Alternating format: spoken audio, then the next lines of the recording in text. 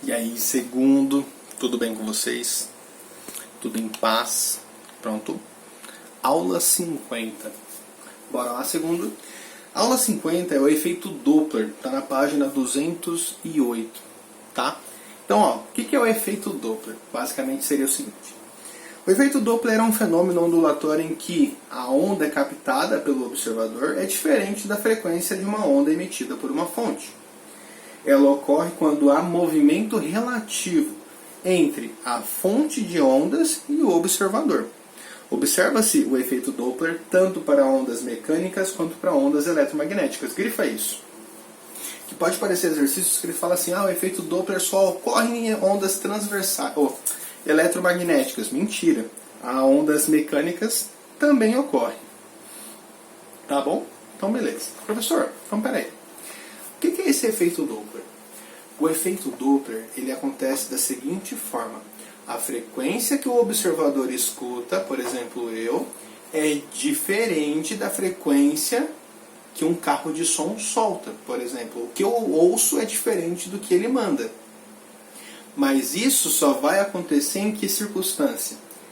Se um dos corpos estiver em movimento, pelo menos, ou os dois estiverem em movimento.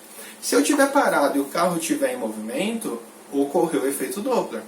Se o carro estiver parado e eu em movimento, ocorre o efeito Doppler. Se o carro está em movimento e eu também, ocorre o efeito Doppler.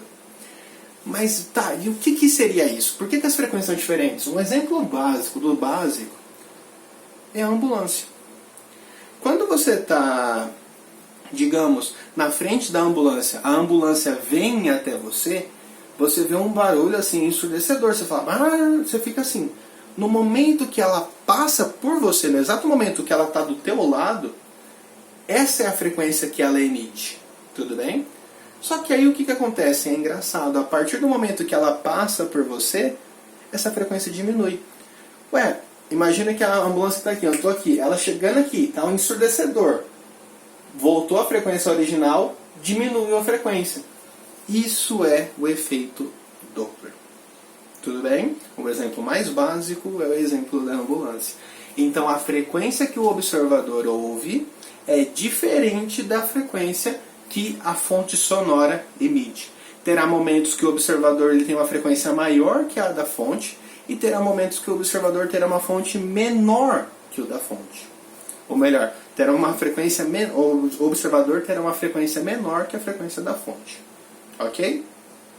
Tá. E aí ele vem com a parte de análise quantitativa. Ou melhor, qualitativa. Movimento relativo entre fonte e observador. Então, ó, se a fonte e observador, então a fonte se aproxima do observador, ou o observador se aproxima da fonte, eu tenho um movimento de aproximação. O som captado pelo observador é mais alto que o emitido pela fonte. Então a sensação que eu tenho é que o volume está muito maior do que é o correto. Tudo bem? E a frequência aparente. A aparente é do observador, o que ele acha. Então a frequência é maior que a real, no ponto de vista dele, porque está tão alto.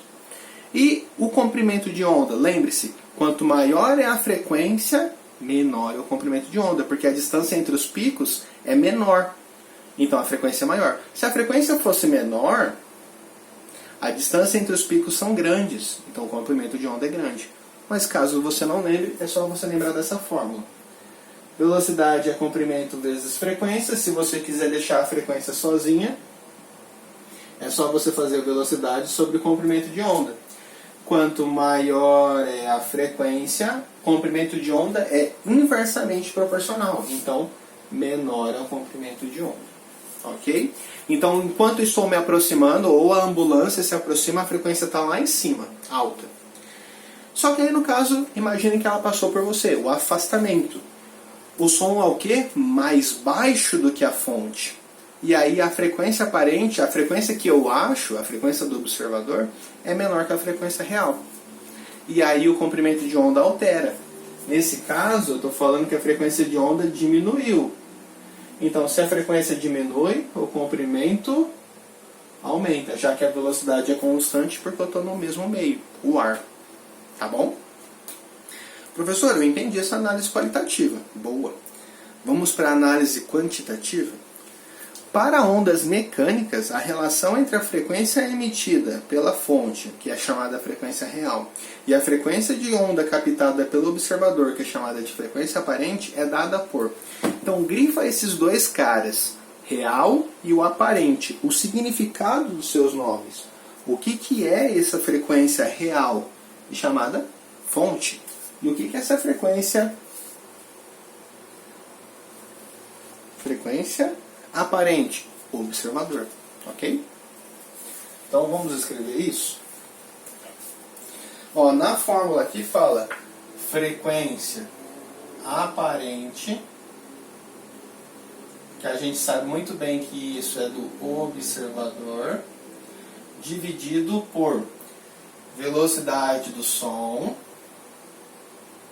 mais a velocidade do observador. Aí viu como que fica mais fácil? Porque tudo aqui é relacionado ao observador. Então, se você preferir em anotar frequência do observador, perfeito, certo, tá?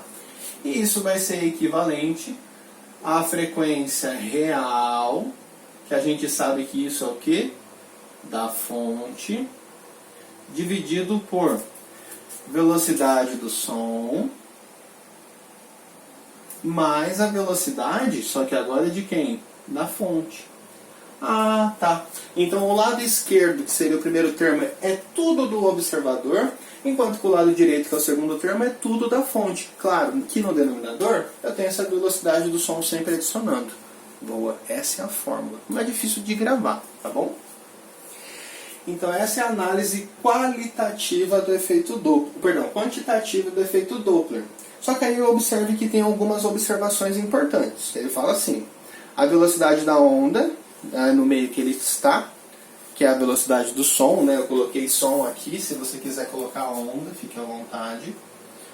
Onda, então é aonde ele está, o meio.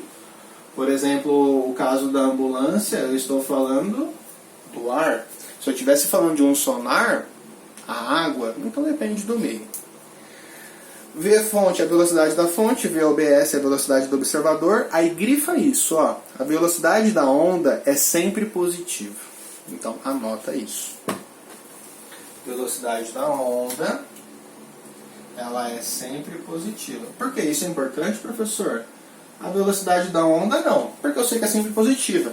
Mas a questão de você saber o sinal é muito importante em relação ao observador e à fonte. Dá para errar muitos exercícios se você não entender essa parte do sinal. Então, ó, a velocidade da onda é sempre positiva. Ok. Mas as velocidades fonte-observador têm sinais de acordo com a orientação feita no sentido do observador para a fonte.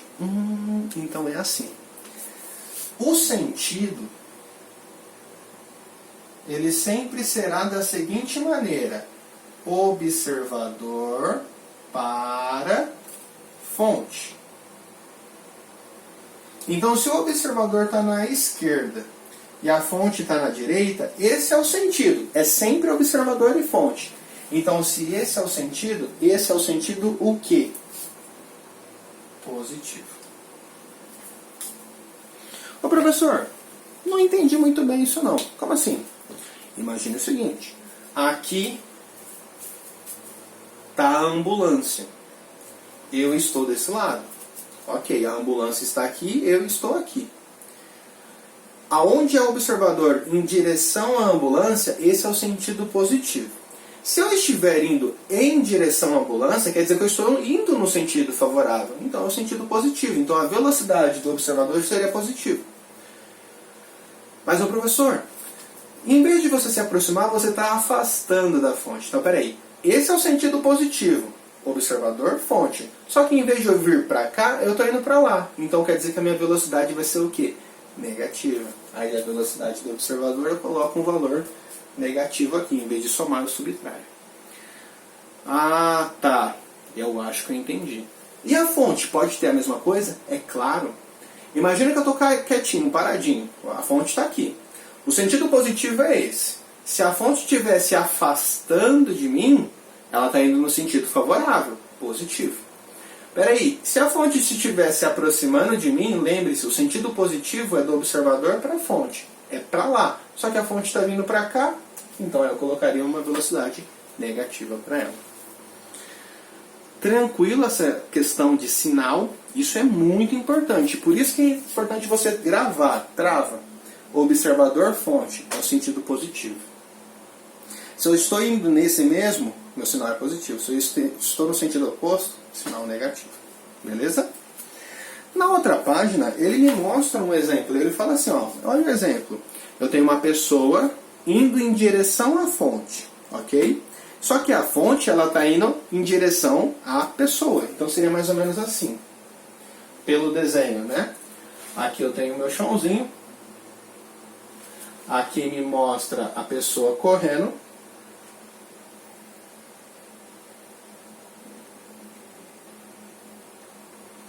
É o Curupira aqui, né? A pessoa está indo para cá. Enquanto que a fonte de som está indo para cá. Porque você pode ver que os raios estão para cá, né? Ó. Ah, beleza, por isso. Então quer dizer que o observador fonte é o sentido positivo. Então quer dizer ó, que esse sentido é o positivo. Professor, o observador está indo ó, no mesmo sentido. Então a velocidade desse cara é positiva. Porém, a fonte de som está indo no sentido oposto. Então a velocidade é negativa. Por isso que é menor que zero. Belezinha? Fácil? Então vamos fazer os exercícios? Espera aí que eu já volto. Página 209 é o exercício em classe. Ele fala assim: um dos mais bem estudados morcegos é o grande morcego marrom,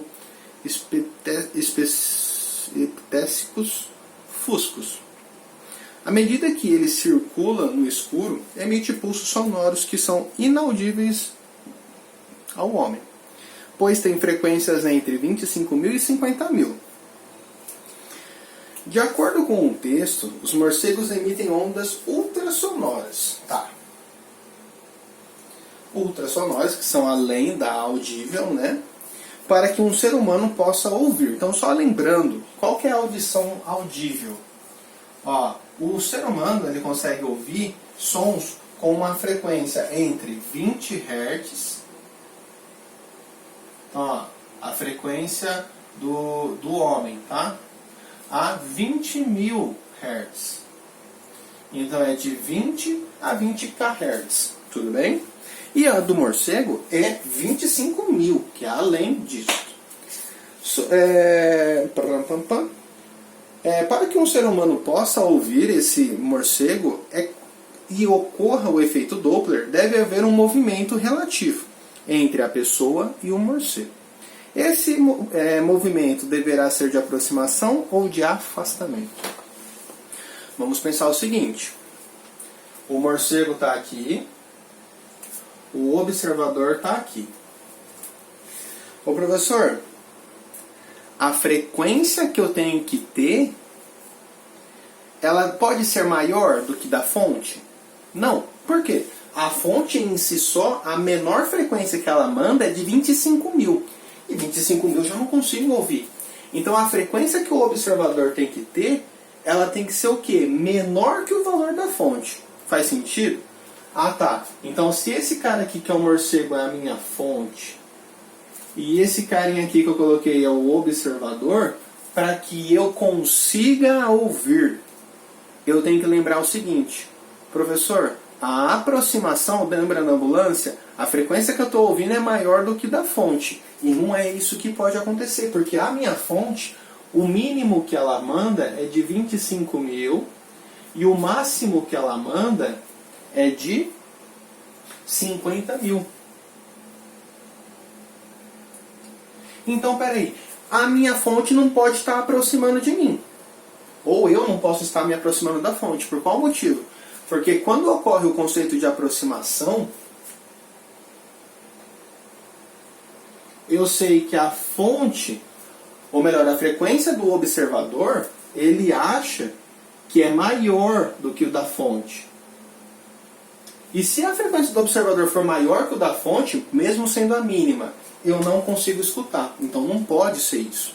Então, peraí, professor, não pode estar ocorrendo uma aproximação. Tem que ser o quê? Um afastamento. Porque quando ocorre o afastamento, que é a ideia da ambulância indo embora, já ter passado por mim, a frequência que eu escuto é muito menor do que ela está mandando de verdade. Então, peraí, a frequência que eu escuto, ela é menor que a frequência da fonte. Ah, beleza. E aí sim é possível. Por quê? Se eu estou ouvindo menor que a frequência da fonte, eu pensando na frequência mínima, então é um valor menor que 25 mil. E opa, pode ser que eu consiga ouvir. Então qual é a resposta desse item A?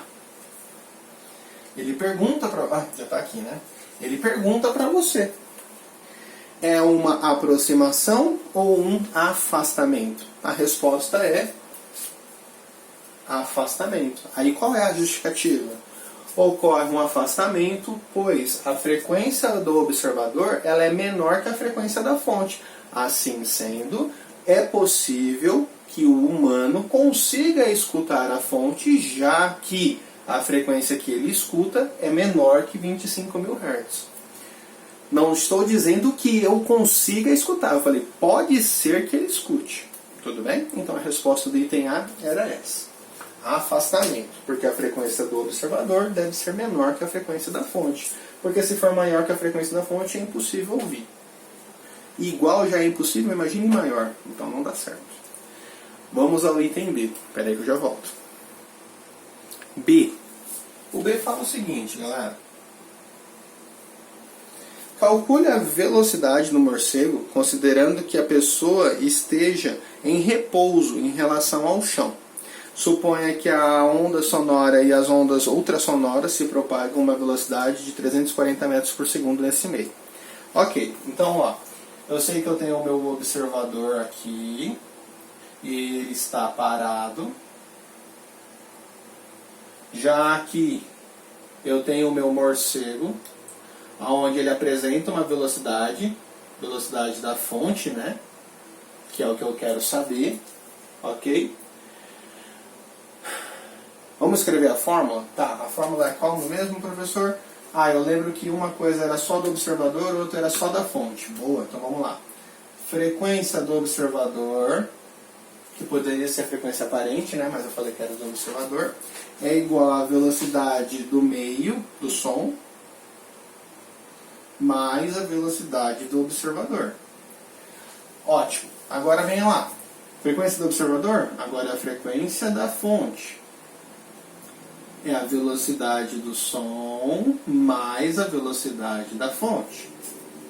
Ele disse o seguinte, a velocidade do meio é de 340 metros por segundo, então eu já sei a velocidade do som. 340 metros por segundo, vou lá e coloco. Mais a velocidade do observador, aqui. Ah, o observador está em repouso, então é 0, já sei. Aqui, a velocidade do som é de 340 e eu não sei a velocidade da fonte, que é o que eu quero descobrir. Ô professor, outra coisa que é importantíssimo eu perceber é o seguinte. Calcule a velocidade do morcego, considerando que a pessoa esteja em repouso em relação ao chão. Tá.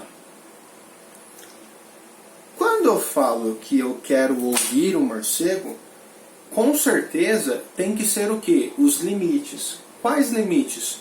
O máximo que o humano consegue ouvir, que é de 20 mil Hz, e o mínimo que o morcego consegue mandar, que é de 25 mil. Por quê? Tem que ser essa situação. Se eu pensar em outra situação, a minha velocidade fica maior ainda. Então eu estou pensando na melhor hipótese, digamos assim. Então, peraí, a frequência que o observador, a máxima possível, é de 20 mil Hz.